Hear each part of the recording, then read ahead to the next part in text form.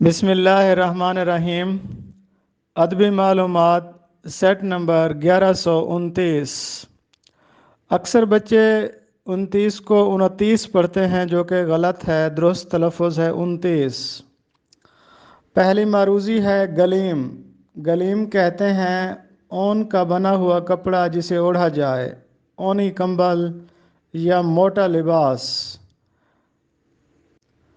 Gleam دراصل وہ کمبل تھا کہ جو حضرت ابو ذر غفاری رضی اللہ تعالی عنہ اوڑھا کرتے تھے۔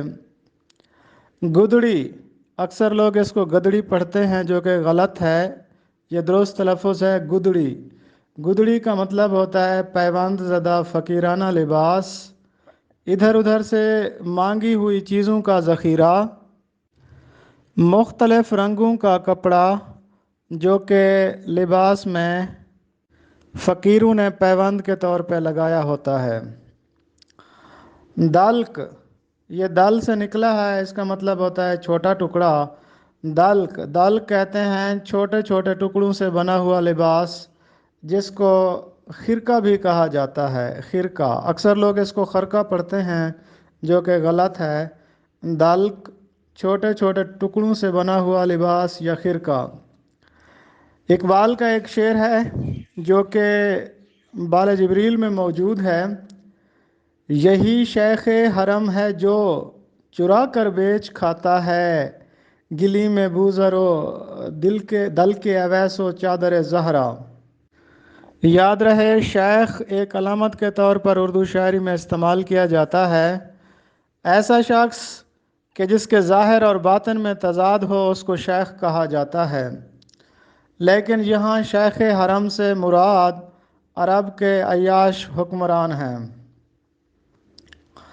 شعر زمین، یہ پروفیسر خالد محمود کی شاعری کا انتخاب ہے۔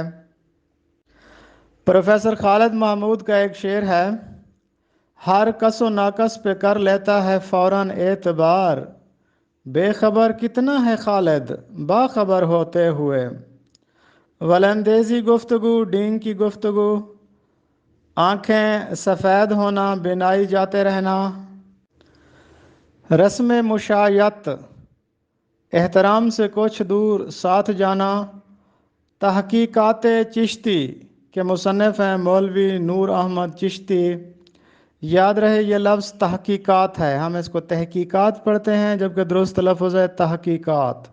تحقیقات چشتی، یہ درست لفظ احمد ہے، ہم اس کو احمد پڑھتے ہیں جبکہ درست لفظ ہے احمد۔ تحقیقات چشتی کے مصنف مولوی نور احمد چشتی۔ جدید دور کے خوبصورت شاعر ظفر اقبال کا ایک شعر ہے: یہ شہر وہ ہے جس میں کوئی گھر بھی خوش نہیں، دادے ستم نہ دے کہ ستم گر بھی کچھ نہیں۔